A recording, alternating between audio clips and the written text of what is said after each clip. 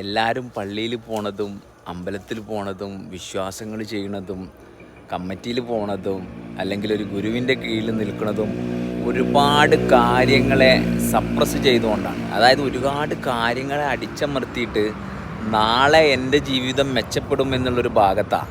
അങ്ങനെ ഈ ഭാഗം ഇങ്ങനെ വർക്ക് ചെയ്ത് പോരുമ്പം നമ്മുടെ ശരീരത്തിലുള്ള ആ ഒരു ആരോഗ്യമുള്ളപ്പോൾ നമുക്ക് ഇത് അറിയാൻ സാധിക്കില്ല. മറിച്ച് ഈ ആരോഗ്യമുള്ളപ്പോൾ നമുക്ക് വേറെയും കുറേ സുഖങ്ങൾ നമ്മൾ എടുക്കുന്നത് കൊണ്ട് തന്നെ നമുക്ക് ഇതിനെ വിലയിരുത്താനുള്ളൊരു കപ്പാസിറ്റി ഉണ്ടാവില്ല. അപ്പോൾ അവിടെ എന്താ സംഭവിക്കുക വെച്ചാൽ ഈ ആരോഗ്യം ക്ഷയിക്കുമ്പം പെട്ടെന്നൊരു ബോധം വരും.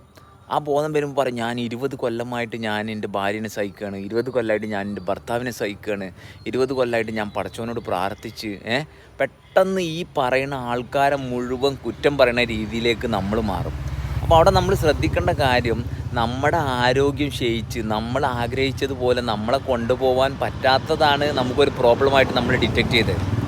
അപ്പോൾ അതുകൊണ്ട് തന്നെ നമ്മളിപ്പം ചെയ്തുകൊണ്ടിരിക്കുന്ന അവസ്ഥയിൽ നമ്മുടെ തീരുമാനങ്ങൾ മാറ്റുമ്പം അതിൻ്റെ കൂടെ സത്യസന്ധതയും കൂടി അപ്ലൈ ചെയ്ത് കഴിഞ്ഞാൽ അവിടെ മാത്രമേ പ്രപഞ്ചത്തിന് റോളുള്ളൂ.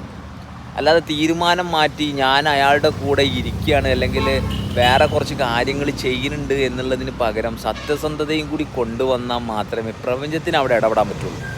അപ്പം മാത്രമേ മാറ്റം, എവിടെയെങ്കിലും ഒരു പ്രോബ്ലംസ് ഉണ്ടെങ്കിൽ ആ പ്രോബ്ലത്തിൽ നിന്ന് മാറാനുള്ള ശക്തി നമുക്ക് ഉണ്ടാവുള്ളൂ. അല്ലെങ്കിൽ എന്താ സംഭവിക്കുക വെച്ചാൽ പ്രോബ്ലം നമ്മൾ കാണും, പക്ഷേ ഈ പ്രോബ്ലത്തിൽ നിന്ന് മാറാൻ നമ്മളെ ശരീരം നമ്മളെ കൊണ്ട് ചെയ്യിപ്പിക്കൂല. അപ്പം നമ്മുടെ കപ്പാസിറ്റി എന്ന് പറയുന്നത് നമ്മളിലുള്ള സത്യസന്ധതയുമായിട്ട് ചേർന്ന് നിന്നിരിക്കുമ്പം നമുക്ക് കിട്ടുന്ന ശക്തിയാണ്. ആ ശക്തിയാണ് ഈ പ്രപഞ്ചത്തിൻ്റെ ശക്തി.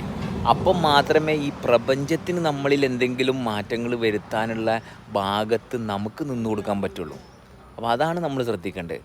അപ്പോൾ ഇപ്പോൾ ഏത് തീരുമാനം മാറ്റുന്നുണ്ടെങ്കിലും ആ തീരുമാനം മാറ്റുന്നതോടെ ആ തീരുമാനം നമ്മളിൽ നിന്ന് ഇല്ലാതാവണം.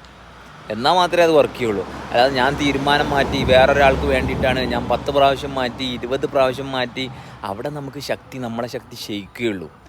മറിച്ച് ഓക്കെ, എൻ്റെ തീരുമാനം എനിക്ക് മാറ്റാൻ സാധിച്ചിട്ടും എനിക്ക് മനോഹരമായിട്ട് എന്നെ അനുഭവിക്കാൻ സാധിക്കുന്നുണ്ട്. ആ തീരുമാനത്തിലുള്ള ആ സത്യസന്ധത ഉണ്ടെങ്കിൽ മാത്രമേ ആ മാറ്റം, അല്ലെങ്കിൽ ഈ പ്രപഞ്ചവുമായിട്ടല്ലേ ആകാശവുമായിട്ടുള്ള ആ നല്ല ബന്ധത്തിൽ മാത്രമേ എൻ്റെ തീരുമാനം മാറ്റുന്നിടത്ത് എനിക്ക് സ്വസ്ഥമായിട്ടിരിക്കാൻ പറ്റുള്ളൂ. അല്ലെങ്കിൽ എന്താ സംഭവിക്കുക വെച്ചാൽ മറ്റൊരാൾക്ക് വേണ്ടിയിട്ടാണ് തീരുമാനം മാറ്റിയത്, അതിനെപ്പോഴും വാലിഡിറ്റി ഉണ്ടാവും, അതെപ്പോഴും കാലത്തിൻ്റെ ഉള്ളിലാണ്.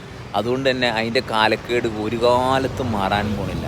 മറിച്ച് കാലത്തിനപ്പുറത്തുള്ള ഒരു മനോഹരമായ ആ ഒരു ശക്തിയിൽ നിന്നാണ് നമ്മൾ ഈ മാറ്റത്തെ കാണുന്നതെങ്കിൽ, അല്ലെങ്കിൽ നമ്മുടെ തീരുമാനം എന്നെ എവിടെയാണ് ലിമിറ്റ് ചെയ്തത്, അപ്പോൾ ആ ലിമിറ്റേഷൻ്റെ അപ്പുറത്തും ഒരു പ്രവർത്തനം നടക്കുന്നത് കൊണ്ടാണ് ഈ ലിമിറ്റേഷൻ എനിക്ക് കാണാൻ സാധിച്ചത്. ആ ക്ലാരിറ്റിയിലാണ് നമ്മൾ ആ മാറ്റത്തിന് നിന്ന് കൊടുക്കുന്നതെങ്കിൽ ഈ നിരന്തരം പ്രവർത്തിച്ചു കൊണ്ടിരിക്കുന്നതിൻ്റെ ശക്തി എങ്ങനെയാണോ കൂടുന്നത്, ആ ശക്തി തന്നെയാണ് നമ്മളിലൂടെയും കൂടാൻ പോണത്. അവിടെ നമുക്കൊരു മടുപ്പില്ല പറഞ്ഞാൽ കാലത്തിൻ്റെ അപ്പുറത്തുള്ള ഒരു ശക്തിയുമായിട്ട് ചേരുമ്പം കാലത്തിൻ്റെ ഭാഗത്ത് ആരെങ്കിലും നോക്കുമോ?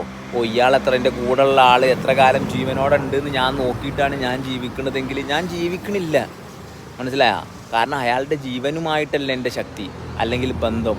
അയാൾ ഉണ്ടാക്കുന്ന പ്രോബ്ലംസിൽ അകപ്പെട്ടു പോയ ഒരു കഷ്ടകാലം പിടിച്ചവൻ്റെ അവസ്ഥയാണ് നമ്മൾ പ്രൊജക്റ്റ് ചെയ്യുന്നത്. മറിച്ച് നമ്മുടെ കപ്പാസിറ്റിയിലാണ് നമ്മൾ നിൽക്കുന്നതെങ്കിൽ മറ്റൊരാൾ എന്ത് ചെയ്യണോ എന്നുള്ള ഭാഗം നമ്മളെ എവിടെയാണ് ബാധിക്കുന്നത്, അവിടെ നമ്മൾ പ്രപഞ്ചവുമായിട്ട് ചേർന്ന് നിൽക്കുന്ന ഒരു ഭാഗമുണ്ട്. നമ്മളെ സൃഷ്ടിച്ചത് അങ്ങനെയല്ലേ, അല്ലെങ്കിൽ നമ്മളിവിടെ ഉള്ളൊരവസ്ഥ അങ്ങനെയാണ്. നമ്മൾ ഇവിടെ ഉള്ള അവസ്ഥയ്ക്ക് എവിടെയെങ്കിലും കോട്ടം വന്നിനെങ്കിൽ നമ്മൾ ആരും ഇവിടെ ഉണ്ടാകാൻ പോണില്ല.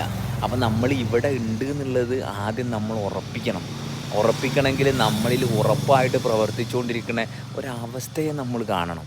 അല്ലാതെ കുറേ വായിച്ച് പഠിച്ച് കുറേ കാര്യങ്ങൾ മനസ്സിലാക്കി എന്നിട്ട് ഈ മനസ്സിലാക്കിയത് വെച്ചിട്ട് നമ്മൾ ഈ സിസ്റ്റത്തിനെയാണ് പ്രോബ്ലം ഉണ്ടാക്കുന്നതെങ്കിൽ ഒരു കാലത്തും സ്വസ്ഥത കിട്ടാൻ പോണില്ല.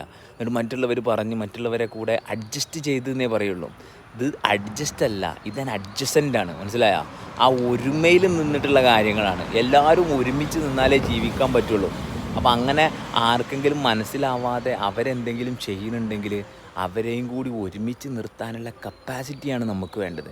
ഇനി അവരിൽ നിന്ന് നമുക്ക് എന്തെങ്കിലും മാറ്റം നമ്മൾ ആഗ്രഹിക്കുന്നുണ്ടെങ്കിൽ ആ മാറ്റവും ഈ പ്രപഞ്ചത്തിൻ്റെ ഭാഗത്തു നിന്ന് തന്നെ നടക്കണം. നമ്മളായിട്ട് ആഗ്രഹിക്കേണ്ട കാര്യമില്ല.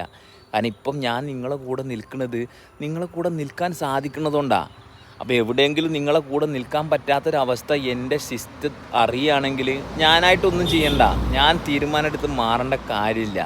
കാരണം ശ്വാസമില്ലാത്തടത്ത് എനിക്ക് നിൽക്കാൻ പറ്റില്ല എന്നുള്ളത് എൻ്റെ തീരുമാനമല്ല. അവിടെ ഈ സിസ്റ്റം അങ്ങോട്ട് വർക്ക് ചെയ്യൂല എന്നതുപോലെ നമ്മൾ തീരുമാനിക്കേണ്ട നമുക്ക് എന്താണ് വേണ്ടതെന്ന്. നമ്മൾ ഈ തീരുമാനത്തിൽ നിന്ന് കൊടുത്താൽ മതി. ഈ തീരുമാനത്തിൽ ഒരു കാലത്തും മാറ്റവും ഇല്ല. ഓക്കെ.